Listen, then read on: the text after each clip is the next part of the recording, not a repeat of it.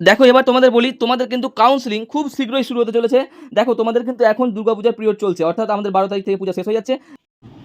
তোমরা যারা যারা নিউ এই ভিডিওটা দেখছো তাদের উদ্দেশ্যে আমি বলি, দেখো এএনএম জিএনএম 2024-এর রেজাল্ট কিন্তু প্রকাশিত হয়েছে। এবার রেজাল্ট প্রকাশিত হওয়ার পর নেক্সট স্টেপ কী আছে? নেক্সট স্টেপ কিন্তু দেখো আছে কাউন্সেলিং প্রসেস। তো এই কাউন্সেলিং প্রসেসটা তোমরা কী করে করবে, কীভাবে কলেজ সাজাবে, যাদের র্যাঙ্ক দূরে তারা কী করে কলেজ সাজাবে, এভরিথিং সমস্ত কিছু এই চ্যানেলে তোমরা পেয়ে যাবে। তার জন্য কি করতে হবে, এই যে দেখো নিচে একটা হোয়াটসঅ্যাপ গ্রুপ আছে, এই হোয়াটসঅ্যাপ গ্রুপের লিঙ্ক দেখো এই ভিডিওর কমেন্ট বক্সে যাও, প্রত্যেকে যাও ভিডিওর কমেন্ট বক্সে, সেইখানে দেখো একটা লিঙ্ক দেওয়া আছে যে এএনএম জিএনএম 2024 কাউন্সেলিংয়ের জন্য আমাদের গ্রুপে যুক্ত হও। তো এইখানে এই গ্রুপটায় তোমরা লিঙ্ক পাবে, যুক্ত হয়ে যাবে।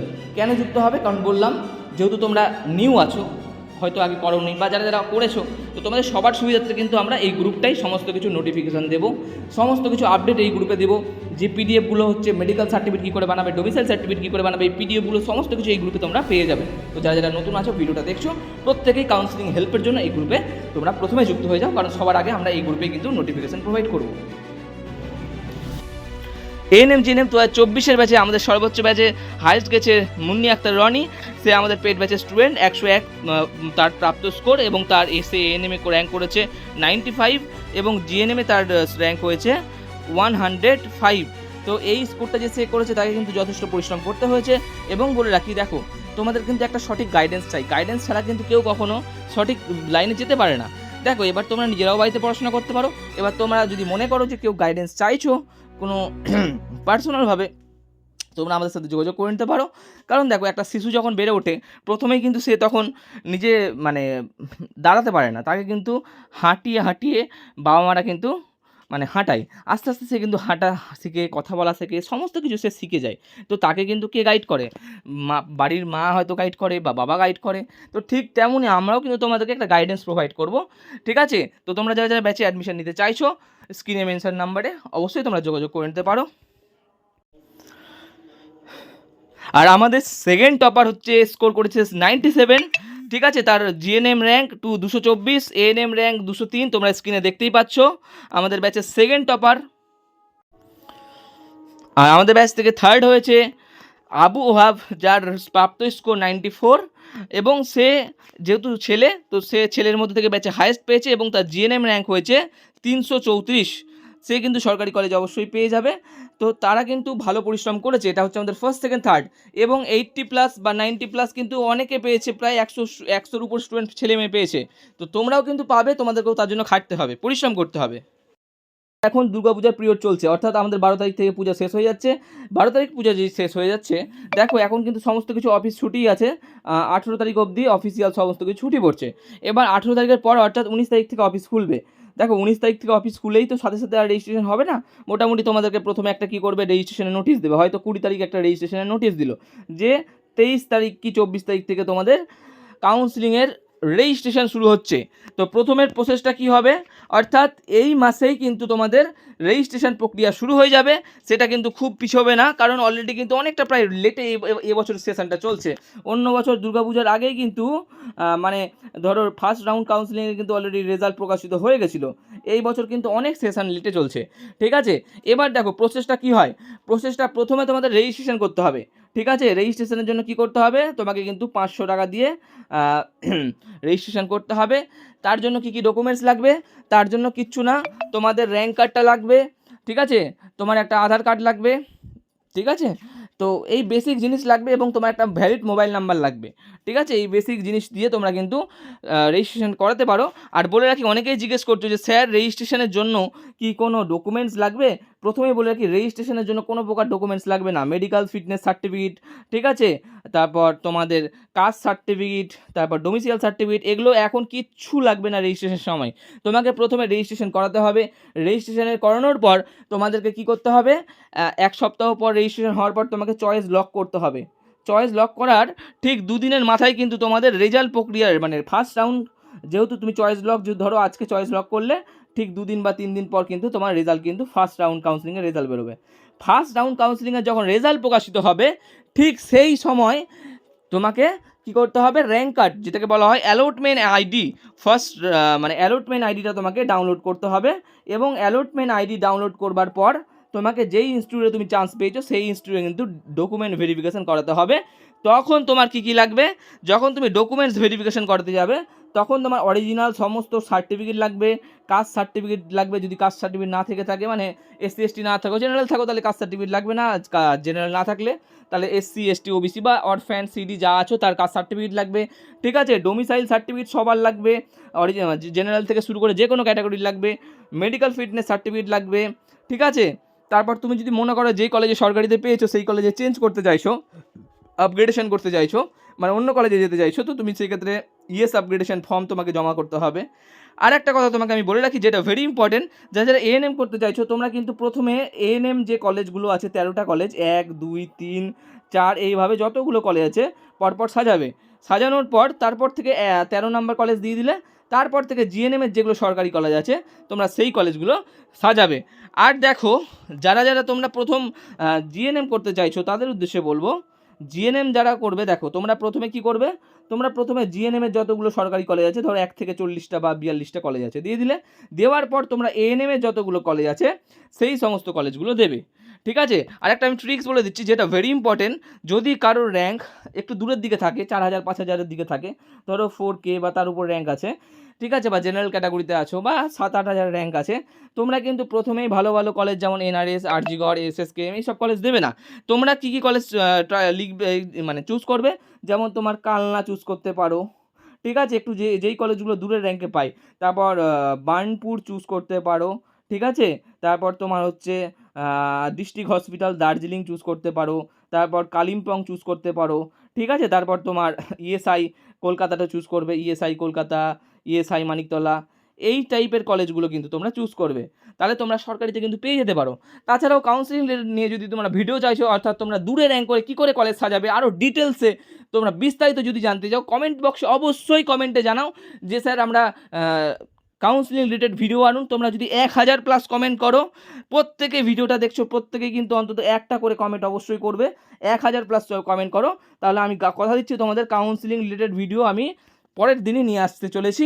এবং প্রত্যেকে জানাবে তোমাদের র্যাঙ্ক কত হয়েছে, এখানে অবশ্যই কমেন্ট বক্সে জানাবে তোমাদের র্যাঙ্ক কত হয়েছে এবং তোমরা কোন ডিস্ট্রিক্ট থেকে ভিডিওটা দেখছো, ঠিক আছে।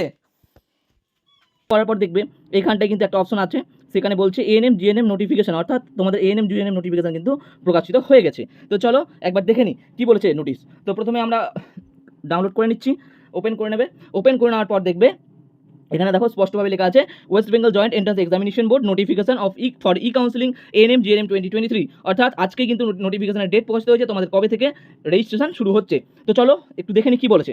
দেখো এখানে কিন্তু কিছু রুলস আর রেগুলেশনস কিন্তু দিয়ে দিয়েছে, এবং দেখো রুলস আর রেগুলেশনসে কী বলছে ভালো করে দেখো। রুলস আর রেগুলেশনসে বলছে all aspects of the counselling registration choice filling allotment payment of seat acceptance fees professional admission etcetera will be centralise online process only, অর্থাৎ কী বলছে তোমাদের যেটা কাউন্সিলিংয়ের যে প্রসেসগুলো হবে, অর্থাৎ রেজিস্ট্রেশন, তারপর চয়েস ফিলিং, তারপর তোমাদের সিট অ্যালটমেন্ট, তারপর তোমরা কীভাবে পেমেন্ট করবে, এই যে টোটাল প্রসিডিওরগুলো হবে, এবং ফাইনালি প্রফেশনাল অ্যাডমিশন টোটালি কিন্তু হবে সেন্ট্রালাইজড অনলাইন প্রসেস অনলি, অর্থাৎ সেন্ট্রালভাবে অনলাইনেই টোটাল প্রসিডিওরগুলো কিন্তু হবে, ঠিক আছে, যেটা তোমরা ঘরে বসে অনলাইন পদ্ধতির মাধ্যমে করতে পারবে।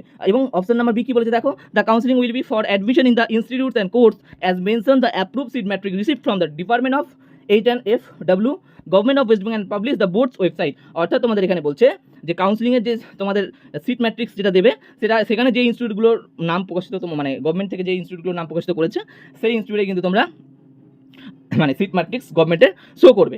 মানে ব্যাপারটা এটাই বলতে চাইছে এই বছর কিছু কিছু নতুন নতুন কলেজ যারা গভর্নমেন্টের অ্যাপ্রুভাল পেয়েছে, অর্থাৎ তারাও সেখানেও কিন্তু তোমরা কাউন্সিলিং করতে পারবে, ঠিক আছে। এবার চলো নেক্সট চলে যাই। নেক্সট কী বলছে, সি নাম্বার অপশন দেখো কী বলেছে। সি নাম্বার অপশন বলছে any candidate meeting the eligibility criteria and secure rank in the common entrance examination for the purpose can register counselling, অর্থাৎ তারা রেজিস্ট্রেশন অবশ্যই করতে পারবে যাদের মানে এলিজিবিলিটি ক্রাইটেরিয়া যাদের ম্যাচ করেছে এবং যাদের একটা জিএমআর র্যাঙ্ক দিয়েছে, অর্থাৎ কমন এন্ট্রান্স যে র্যাঙ্কটা দিয়েছে সেখানে কিন্তু তারা কাউন্সিলিংয়ে রেজিস্টার করতে পারবে।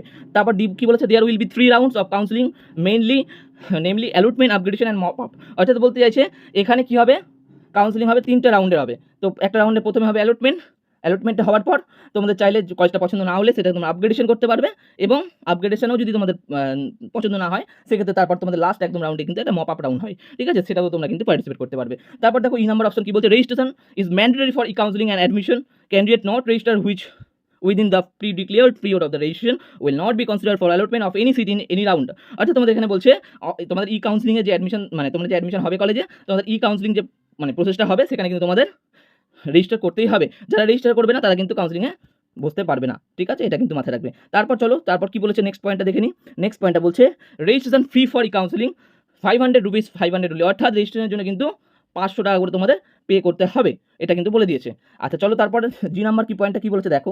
জি নাম্বার পয়েন্টটা বলছে the board will not convert reserve any vacant seat in any reserve category SC ST OBC civil defence orphan এবং পিডাব্লিউডি যে ক্যাটাগরিগুলো আছে, ঠিক আছে, এটা কিন্তু in any round of this counselling. তারপর চলো নেক্সট বলছে only female candidate are eligible for admission in ANM course, মানে ফিমেল ক্যান্ডিডেটরা এই এএনএম কোর্সে অ্যাপ্লিকেবল, কিন্তু কোনো মেলরা কিন্তু এএনএম করতে পারবে না, সেটা পরের পয়েন্টে বলেছে। দেখো male candidates are eligible admission only GNM, male ক্যান্ডিডেটটা শুধু কি জিএনএমে কাউন্সিলিং করতে পারবে, কিন্তু ফিমেল ক্যান্ডিডেটস কি বলছে female candidates are eligible for admission GNM course except male institute, অর্থাৎ ফিমেল ক্যান্ডিডেটটা কিন্তু জিএনএম যে ছেলেদের যে মেল ইনস্টিটিউটগুলো আছে সেখানে কিন্তু অ্যাডমিশনের জন্য এলিজিবল হবে না, ঠিক আছে। এবার দেখো রেজিস্ট্রেশনে কি প্রসেস বলেছে, রেজিস্ট্রেশনে দেখো প্রসেস বলে দিয়েছে candidate need to provide necessary personal details academic details bank account ইত্যাদি অ্যাড্রেস ইত্যাদি, অর্থাৎ রেজিস্ট্রেশনের সময় তোমাদের কিন্তু পার্সোনাল যে ডিটেলস আছে একাডেমিক তোমাদের ডিটেলস মাধ্যমিক এইচএসের মার্কস, তারপর তোমাদের ব্যাঙ্ক অ্যাকাউন্ট ডিটেলস এগুলো কিন্তু দিতে হবে, অ্যাড্রেস দিতে হবে। Candidate must provide his her application number roll number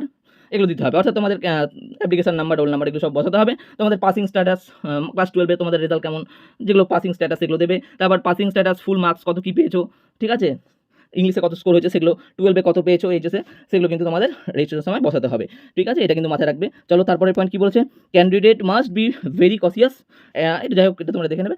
next চলো চলে আসি চয়েস ফিলিংয়ে। চয়েস ফিলিংয়ে কী বলছে দেখো, চয়েস ফিলিংয়ে বলছে during registration on academic score and given registration fee period the candidates can view all choice of institute courses available to him her according eligibility criteria base on the inputs provided him her, মানে এখানে বলতে চাইছে রেজিস্ট্রেশনের সময় তোমরা কিন্তু তোমাদের একাডেমিকের যে স্কোর্স আছে এবং রেজিস্ট্রেশন ফি পেড যেটা তোমরা রেজিস্ট্রেশন ফি পেড করবে, ঠিক আছে, দ্য ক্যান্ডিডেট ক্যান ভিউ তোমরা কিন্তু যে কোনো ইনস্টিটিউটের জন্য চয়েস ফিল করতে পারবে, ঠিক আছে। আচ্ছা নেক্সট কী বলেছে after selecting institute courses the candidate will arrange his or choices in order his or priority, অর্থাৎ তোমাদের বলছে সিলেক্টিং তোমাদের যে চয়েসগুলো থাকবে যে ইনস্টিটিউটগুলো সেগুলো তোমরা তোমাদের চয়েস অনুযায়ী তোমাদের মানে যেভাবে সাজাবে সেটা কিন্তু তোমাদের মানে তাদের মানে যেখানে কাউন্সিলিংটা যেভাবে হবে তারা কিন্তু তোমাদের প্রায়োরিটি দেবে, ঠিক আছে। অর্থাৎ ধরো তোমার 1 নম্বরে দিলে কলকাতার কোনো একটা কলেজ, 2 নম্বরে দিলে মেদিনীপুরের কোনো একটা কলেজ, এবার তোমার 1 নম্বরে যে কলেজটা প্রায়োরিটি দিচ্ছ সেখান থেকে কিন্তু ওরা কাউন্সিল মানে দেখবে, ঠিক আছে, এগুলো বলেছে। আর চয়েস লকিংটা কি candidate must lock choice within the pre announce date, ধরো একটা ডেট দিয়ে দেবে সেই ডেটের মধ্যে কিন্তু তোমাকে চয়েসটা লক করে দিতে হবে, ঠিক আছে। এবং চয়েস লকের পর তোমরা অবশ্যই কিন্তু একটা প্রিন্ট আউট নিয়ে নেবে, এটা কিন্তু মাথায় রাখবে, ঠিক আছে। এবং ইফ ক্যান্ডিডেট ফেলস এগুলো জাস্ট দেখে নেবে। এবার রাউন্ড 1 অ্যালটমেন্ট, ঠিক আছে, এবার তোমাদের কী হবে অ্যালটমেন্ট হবে রাউন্ড 1। রাউন্ড 1 অ্যালটমেন্ট কী বলেছে allotment of first round will be declared pre schedule date, অর্থাৎ তোমাদের অ্যালটমেন্ট যেটা হবে ফার্স্ট রাউন্ডের মানে তোমাদের যে ধরো যে কলেজ সিলেকশন হবে যেটাকে অ্যালটমেন্ট বলা হয়, তোমাদের একটা প্রি শিডিউল ডেট দেওয়া হবে, সেই ডেটে কিন্তু তোমাদের চয়েস কাউন্সিলিংয়ের পর তোমাদের কিন্তু সেই ডেটে অ্যালটমেন্টের নোটিশ মানে অ্যালটমেন্ট কোথায় আছে সেটা প্রকাশিত করে দেবে, ঠিক আছে, এগুলো কিন্তু বলেছে। আর বলেছে the candidate must pay a seat acceptance fee 1000, অর্থাৎ তোমাদের 1000 টাকা পে করতে হবে ডাউনলোড দ্য অ্যালটমেন্ট লেটার, তোমরা যখন অ্যালটমেন্ট লেটার ইয়ে করবে তার তোমাদের সিট কনফার্মেশনের জন্য কিন্তু 1000 টাকা পে করতে হবে। If candidates fails to pay the seat acceptance fees current allotment will be cancel, অর্থাৎ তোমরা যখন অ্যালটমেন্ট হবে তখন 1000 টাকা যদি না পে করো তাহলে তোমাদের কিন্তু অ্যালটমেন্ট লেটারটা ক্যান্সেল হয়ে যাবে and he or she will not be consider for seat allotment in future round, এবং তোমরা যদি 1000 টাকা পে না করো তাহলে তোমাদের কিন্তু ফিউচারে আর কোনো রাউন্ডেই পার্টিসিপেট করতে পারবে না, ঠিক আছে, এরকমভাবে বলেছে। তারপর বলেছে after paying the seat acceptance fee the candidate must note his or unique allotment ID, ঠিক আছে, এগুলো তোমাদের লিখে রাখতে হবে, এগুলো কিন্তু বলেছে। আর চলো তারপর কি বলেছে এবার লাস্টে তোমাকে বলেছে তোমাদের যখন ডাউনলোড করলে অ্যালটমেন্ট লেটার তখন তোমরা কী করবে রিপোর্টিং করতে হবে যে ইনস্টিটিউটে তোমরা চান্স পেয়েছো সেখানে তোমাদের ডকুমেন্টস কিন্তু ভেরিফিকেশন করতে হবে। তারপর চলো ডকুমেন্টস ভেরিফিকেশনের প্রসেস কী বলছে ডকুমেন্টস ভেরিফিকেশন কিন্তু করতে হবে allotment is given based on the input provided by the candidate document verification is responsibility of the allotment institute, অর্থাৎ তোমাদের যেখানে যে ইনস্টিটিউটে অ্যালটমেন্ট হবে সেই ইনস্টিটিউটে কিন্তু তোমাদের ডকুমেন্টসগুলো ভেরিফিকেশন করতে হবে এবং সেখানে গিয়ে অ্যাডমিশন নিতে হবে। এবং এখানে দেখো বলে দিয়েছে তোমাদের কী কী ক্যান্ডিডেট জিনিস কী কী লাগবে বলে দিয়ে থাকো অল ক্যান্ডিডেটসের কী কী লাগবে professional seat allotment letter rank card লাগবে যখন তোমরা অ্যাডমিশন নেবে, টেন্থের মার্কশিট তোমাদের বার্থ সার্টিফিকেট এইচএসের মার্কশিট, ঠিক আছে, তারপর তোমার ওই যে প্রোফর্মা যেগুলো তোমরা করছো প্রোফর্মা 1 প্রোফর্মা 2 যেগুলো লাগছে, তারপর যারা যারা এসসি আছে এসটি আছে ওবিসি আছে তো তাদের ক্ষেত্রে কিন্তু র্যাঙ্ক কার্ড লাগবে, এনসিএল কার্ড লাগবে, যারা তোমাদের ওবিসি আছে তাদের কিন্তু এনসিএল সার্টিফিকেট লাগবে, ইডাব্লিউএস পিডাব্লিউ যে সব যারা যারা বিলংস করছে সেগুলো কিন্তু তোমাদের লাগবে। এটাই হচ্ছে আজকের টোটাল আমি তোমাদেরকে বলে দিলাম। তো তোমাদের কবে আরও আমি ডিটেলসে ভিডিও আনবো, জাস্ট এখন নোটিশ প্রকাশিত করেছে। তো আমি সেই নোটিশের তোমাদের কিন্তু ডিটেলসটা বুঝিয়ে দিলাম। অবশ্যই কিন্তু ভিডিওটা প্রচুর পরিমাণে তোমাদের বন্ধুদের সাথে শেয়ার করে দিও এবং চ্যানেলটিকে সাবস্ক্রাইব করে দিও, কারণ তোমাদের আরও আপডেট আমি দেবো। এবং আমাদের হোয়াটসঅ্যাপ গ্রুপে তোমরা জয়েন হয়ে যাও যারা 2024-এ কোচিংয়ে নিতে চাইছো। Thank you to all.